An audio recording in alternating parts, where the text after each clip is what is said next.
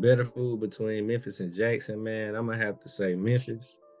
That's a hard choice for me to make, man, because I love the food in Jackson so much. But the reason why I really picked it is because when it comes to that barbecue, bro, Memphis just got more going on the barbecue too. It's a lot of good barbecue in Jackson, but we ain't got a surplus of that shit like up there. Like it's good wings, it's good everything in both places, but them fucking that barbecue, dog. I gotta pick the crib. My favorite piece of work so far, man, it'll have to be that I ain't stressing today for sure. Right now, because it's just moving. Like it's been a while since we made it.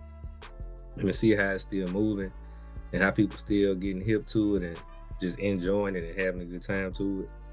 I think that's one of my favorite ones. It's just I like what it do to people, like how happy and how much fun they be looking like they having when they be vibing to it. So I think that'll have to be the one for sure. Man, how it feels to be a girl dad. I feel like it's a cool thing. You know what I'm saying? I feel like a lot of men they look at having daughters as like a curse, or looking at it like, oh man, I was wilding out, so I had a girl instead of having a boy. It's more so for me like, just an opportunity one, just raising a child, but then also raising somebody that's not like me, like raising somebody that's the complete opposite. Like girls are more emotional, and my daughter, she the most emotional being on earth. But I love it because it teaches me a lot of patience, you know what I'm saying? Teach me to calm down, not to overreact about stuff, and to be delicate, and I think the biggest thing that I've been learning right now is it just teach me a lot about taking my time and listening, because shit, you know how it is when you a boy. I was a boy. I was raised as a boy. Like, hey, nigga, stop crying, man. Shit, come your ass home type shit, More so with it, like you had to talk and convey emotion. Now I feel like that should work on both sides, but me having a daughter is opening my mind up to that because I'm a boy, so it's a lot different, man. It's cool though, getting a chance to just dress my little girls up and doll them up and have them fly, you know what I'm saying, and buy them little dresses and little shoes and having them killing the scene. Like that shit cool to me. That shit fly. Oh God, they gonna be some little fashionistas because they ain't got no choice. Resellers ruin the sneaker game. Man, I'm an OG sneakerhead, I would have to say. So, do I feel like resellers ruin the game? No. What I feel like ruined the game and what's messing up the game is the fact that everybody think they a reseller. Like, and it's two different things, two different sides to it. Like, when I was young and growing up, resellers was the way that a lot of cats who had to work on the weekends and couldn't get the sneaks could go get their shoes, because these guys, literally everybody know them in the city. They go to every store, they copping the shoes, and they just making it to where, hey, bro, I went out there and stood in the line. You just got to pay me a little something on top, for me having to do that. I think real resellers keep the game alive, but I think all these half-ass resellers or people that just get a pair of shoes and just want to flip it for a quick $1. I feel like this was fucking the game up, because now it ain't no rules to this shit. It's just everybody trying to do it. I feel you on that. Shit, So I don't feel like resellers missed the game up. I just feel like, the fact that reselling had become like a fad or a trend or just a quick way to get some money.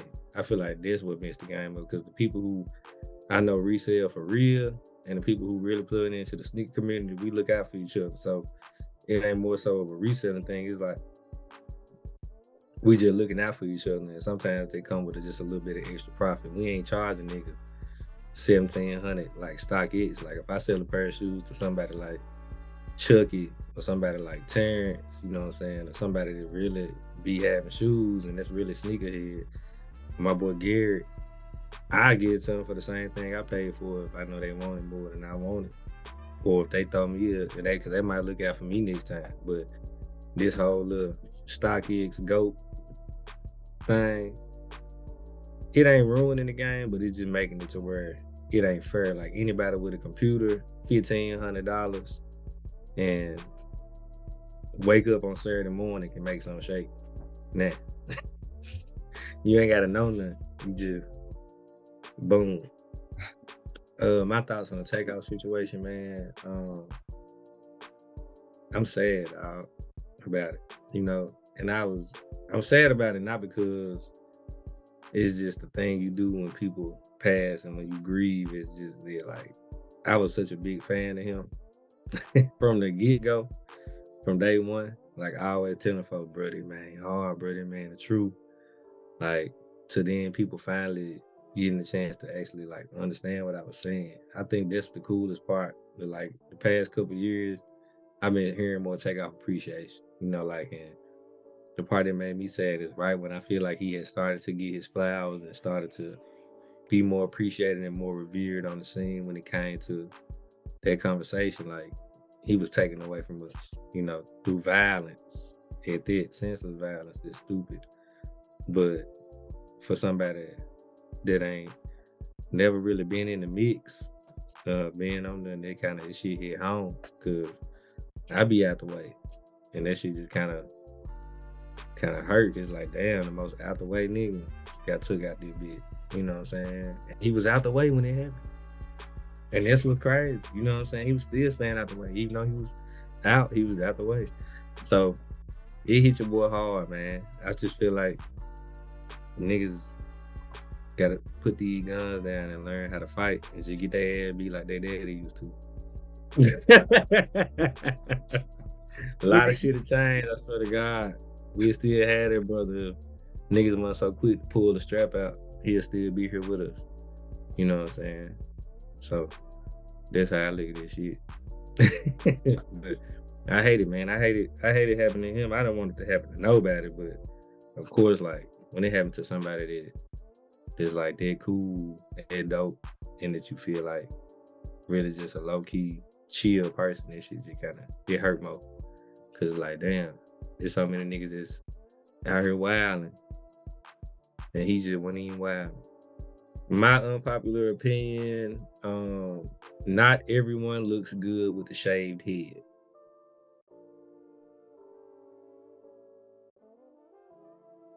That's gender neutral. Gender neutral statement. Men and women. I know I got a little ass nut head. If I cut my shit off, walk around this bitch, my head gonna be through. I'm wearing head every day. But not everybody head look good. So when like sometimes people be doing like big chops and shit, and just like cutting their hair all off and shit, they head be looking like a motherfucking raisin. I don't think this shit for everybody. Like some people supposed to have hair. Like me, I'm one of them people. That's why I can say this unpopular opinion. I'm supposed to have hair.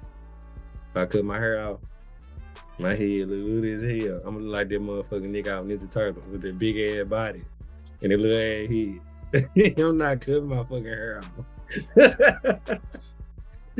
If I go bald, I'm getting a Tory Lanez, bitch. We gonna get this bitch sold back. This bitch get sold back on. That's my unpopular opinion. You know, it ain't too controversial. I hope it ain't too controversial. Also, E&L ain't good. And that's another one. I'm sorry.